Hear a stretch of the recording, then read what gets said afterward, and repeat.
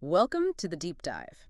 Today, we're venturing into, well, a really fascinating and crucial area, bail within the Indian legal system. Hmm. Think of this as your shortcut, maybe, to understanding a concept that sits right at the intersection of individual freedom and the need for a functioning justice system. Absolutely. It's fundamental. We've gathered a really interesting collection of I know. sources, Sure. legal documents, expert analysis, even some historical perspectives. And our mission basically is to unpack what bail is, how the law categorizes it, the different forms it takes, and maybe most importantly, what determines whether someone actually gets it. Exactly. And we're going to take you on a bit of a journey, starting from the historical roots, which go back surprisingly far right, through to the current legal framework here in India, Right. and significantly, the changes that are coming up. We'll be looking at the Criminal Procedure Code, the CRPC as it's known, which has been the bedrock for ages, and the new Bharatiya Nagarik Suraksha Sanhita, or BNSS, which is set to bring in some pretty important shifts. Okay, so let's get right into it. Where did this whole idea, this concept of bail, even come from? I was surprised to see our sources pointing way back.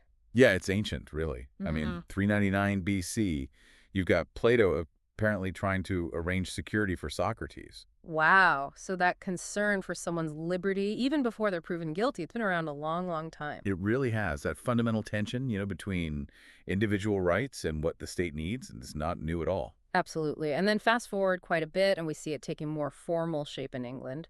The Magna Carta, 1215, that laid down some key rights.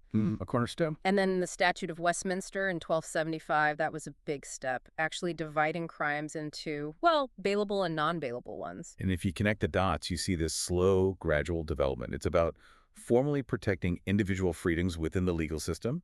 You get the Petition of Rights in 1628, the Habeas Corpus Act in 1679. Right, habeas corpus, knowing the charges. Exactly. Yeah. They further solidified these ideas, the right to know what you're accused of, whether bail is even on the table. So this principle, it's been evolving for centuries, ensuring appearance, but respecting liberty. So back then, in those early days, what was the main point of bail? What problem was it solving? Primarily, it was twofold. First, pretty straightforward. Guarantee the accused person actually shows up for their trial. You don't want them just vanishing. Makes sense. And second, to stop them potentially messing with evidence or, scaring off witnesses before the case even gets heard. It was really about making sure the legal process could actually happen effectively. Okay, so ensuring the wheels of justice could turn smoothly. We even have that Webster's Law Dictionary definition reflecting this temporary release for security, ensuring they show up later. Right. Now, shifting to India, the situation is, well, a little more nuanced. You'd think the Criminal Procedure Code, the CRPC from 1973, would just lay out a clear definition of bail. But it doesn't. Surprisingly, no. It's not explicitly defined in the code itself. Huh. Interesting. So if it doesn't define bail itself, how does the law figure out which offenses are bailable? Well, Section 2A of the CRPC, it defines a bailable offense. It says it's one shown as bailable in the first schedule of the code itself. Ah, so there's a list. Exactly. Or if some other law specifically says an offense is bailable. And then a non-bailable offense is basically defined as anything else, any offense that's not in that first category. So it's defined by what it isn't. That feels a bit indirect. It is a bit, yeah. And this is actually one area where the upcoming BNSS, the Bharatiya Nagarik Suraksha Sanhita 2023, it aims to bring a little more clarity. How so? Section 2C of the BNSS defines bailable offenses as those where bail can be granted as a matter of right. That phrasing is key. Okay. And then for non-bailable offenses, it explicitly says granting bail is up to the court's discretion. So that subtle shift in wording, it really emphasizes that inherent right in the less serious cases. Okay, got it. So even without a neat definition in the CRPC, what are the fundamental goals behind having a bail system in India? Why have this whole structure? The underlying objectives are, well, they're crucial. First, like historically, ensuring the accused shows up for trial, that's still core. Right. But just as important is upholding that bedrock principle, Right. the presumption of innocence. Everyone's innocent until proven guilty in court. Absolutely fundamental. So bail allows individuals, theoretically, to remain free while their case progresses. You don't want to punish someone before they're convicted. Which makes total sense. Avoids premature punishment. Precisely. It prevents what's essentially pretrial punishment, unnecessary jail time. Hmm. And practically speaking, being out on bail lets the accused prepare their defense properly. That's vital for a fair trial. We even found that really powerful quote from Justice V.R. Krishna Iyer. He said, bail concerns liberty, justice, public safety, and burden of the public treasury. That frames it so broadly. It really does. And in another case, the Modi Ram case, Justice Krishna Iyer went further, basically saying judges should lean towards bail, not jail. It reflects this core philosophy favoring liberty, unless there's a really strong reason not to. So, with that really important groundwork laid, let's get into the specifics. Bailable offenses. When we talk about these, what are we actually looking at? Generally, yeah, these are the less serious crimes. Yeah. Under the upcoming BNSS, we're typically talking offenses punishable with less than 3 years in prison, maybe just a fine. Okay. But the defining characteristic is that the accused person has a legal right to be granted bail. A legal right. That sounds pretty definite. It is. Section 478 of the BNSS, very similar to Section 436 in the current CRPC, so the person should be released once they furnish a bail bond. What's a bail bond exactly? It's basically a promise, often backed by money or property, or by sureties, people who guarantee the accused will show up. Sometimes it can even be without sureties. And a key point here, the police themselves can actually grant bail in these bailable cases. Right at the station, when they're arrested. Yeah, at the time of arrest or detention. That's the principle. The Resiklal v. Kishore case hammered this home. In bailable offenses, bail is a matter of right once that bond is sorted. Can you give us some, common examples? What kind of things fall into this bailable category? Well, the sources mention things like causing mischief, simple assault. Those would likely be bailable under the BNSS. Okay, less severe stuff. Generally, yes. But remember, the definitive classification for every single offense, that's in the first schedule of the codes, both CRPC and BNSS. You have to look it up there for certainty. Now, if getting bail is a right in these cases, are there any situations where it might still be denied? Under the BNSS, yes, there are specific exceptions. A court can deny bail, even for a bailable offense, if the accused has a history of similar convictions. Ah, so pattern of behavior, repeat offenders. Seems to be the idea, yeah. Addressing concerns about people repeatedly committing even these less serious crimes. What about under the current CRPC?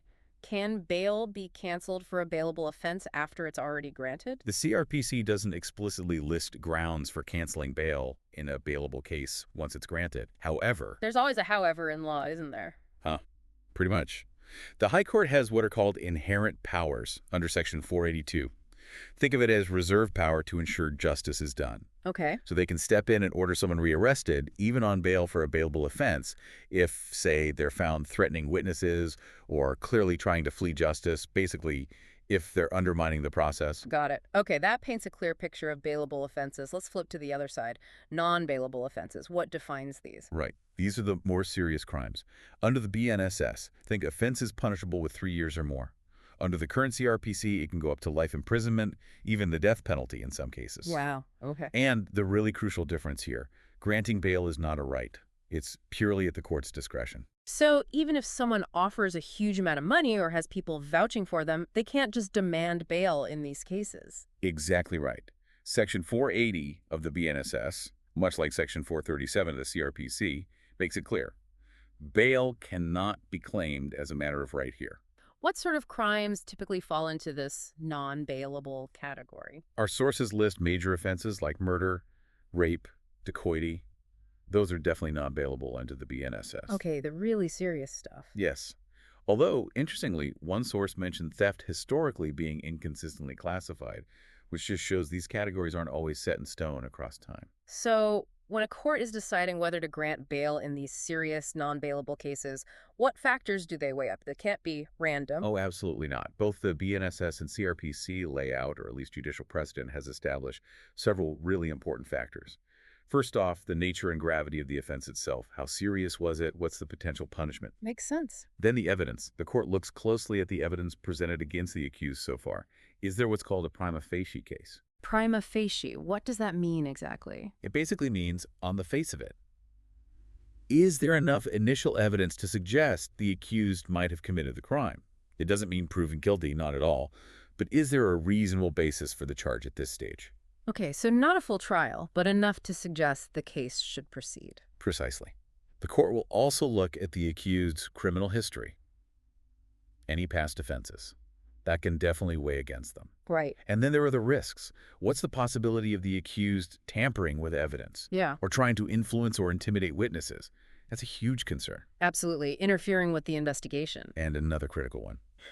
The risk of the accused fleeing justice. Will they actually show up for trial if they're released?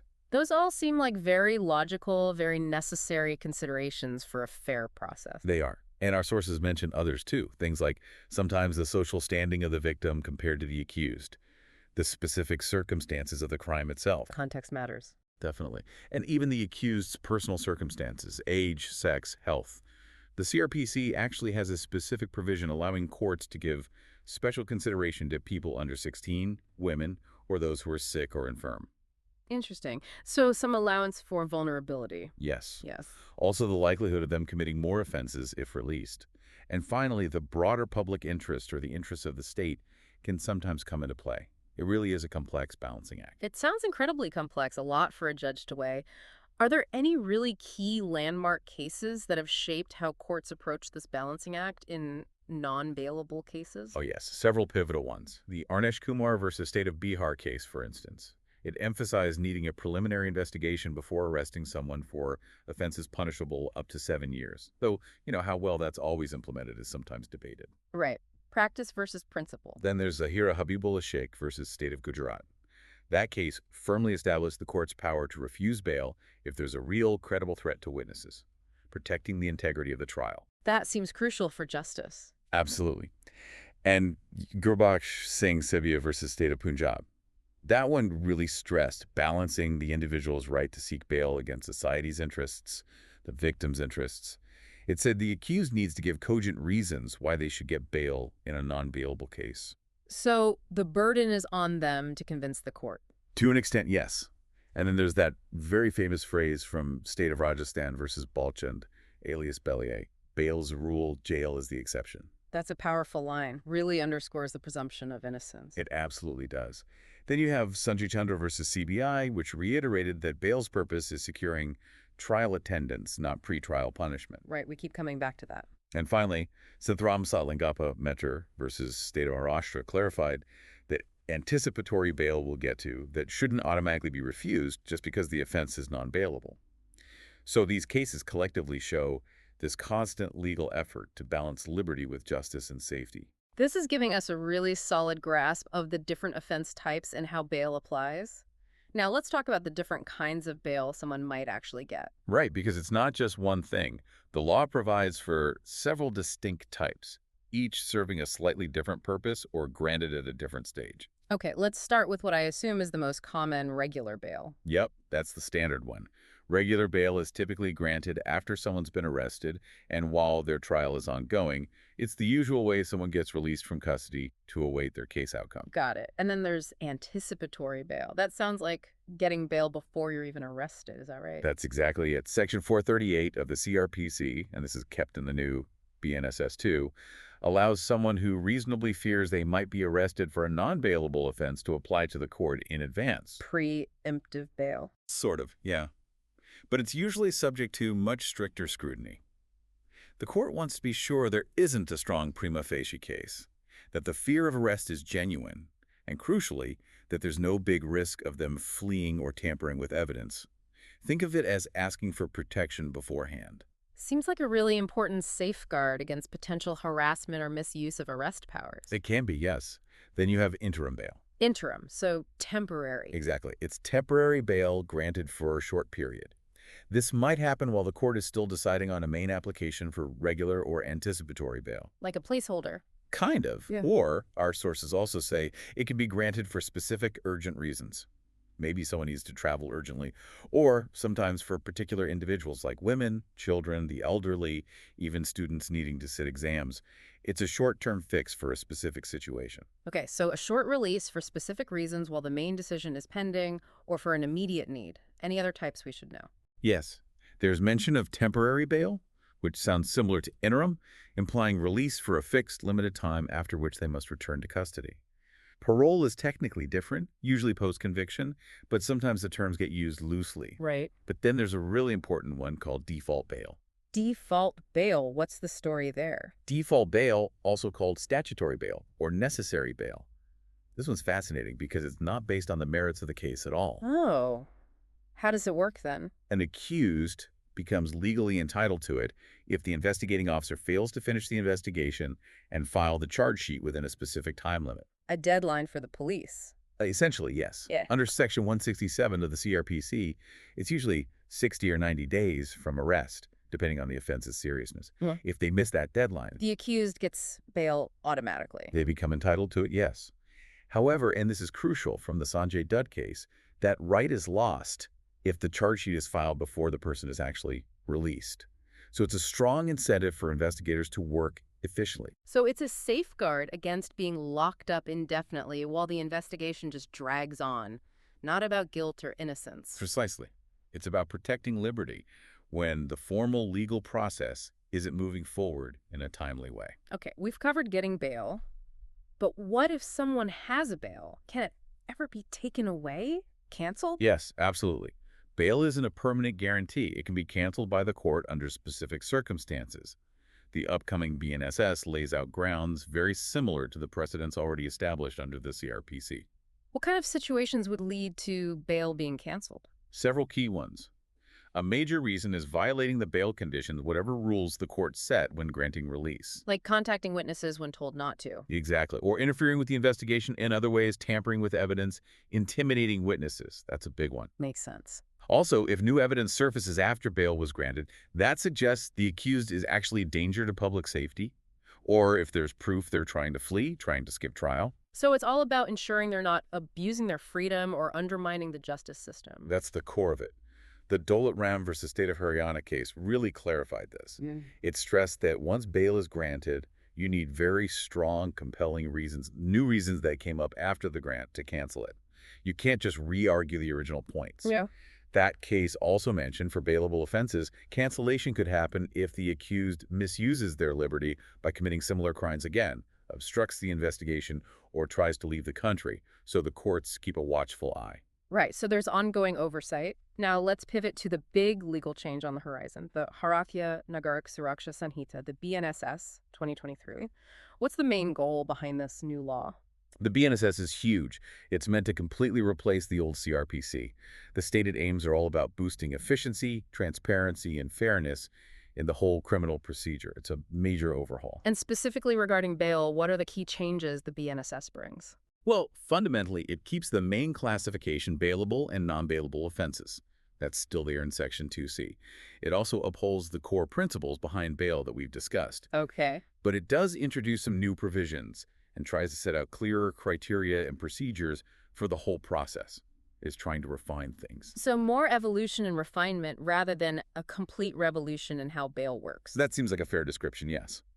For bailable offenses, Section 478 of the BNSS largely repeats the bail as a right principle, but it includes those exceptions we mentioned, like for previous similar convictions. Right. For non-bailable ones, Section 480 keeps it as court discretion based on reasonable grounds, believing the accused isn't guilty, unlikely to flee or tamper, and it still recognizes regular, anticipatory, and interim bail. Does the BNSS emphasize any particular factors more strongly when courts consider bail? It continues to stress things like the seriousness of the offense, the accused's criminal history, the risk of absconding or tampering. There also seems to be a continued focus on, preventing people from misusing bail, making sure the system works fairly for everyone. So the fundamentals are consistent, but the BNSS aims for clearer rules and maybe smoother procedures. This has been a really, really deep dive into bail in India, covering the history, the current law, and looking ahead with the BNSS to maybe wrap up some key takeaways. Yeah, we've definitely traced that long history, clarified that vital difference between bailable and non-bailable offenses, looked at all the different types of bail, like regular, anticipatory, default, Right. and examined that whole complex web of factors courts have to juggle when deciding gravity, evidence, risk, individual circumstances under both the current CRPC and the incoming BNSS. It really is this constant effort to balance individual liberty against justice and public safety. Exactly. And as we've seen, how that balance plays out in practice involves a lot of judicial discretion, and it's always an area of discussion, debate, and potential reform. And on that very point, here's something for you, our listener, to think about.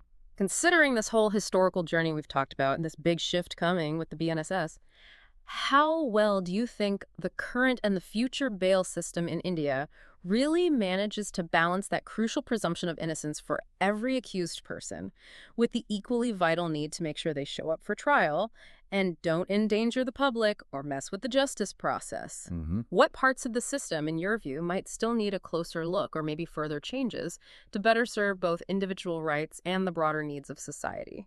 That's your food for thought until our next deep dive.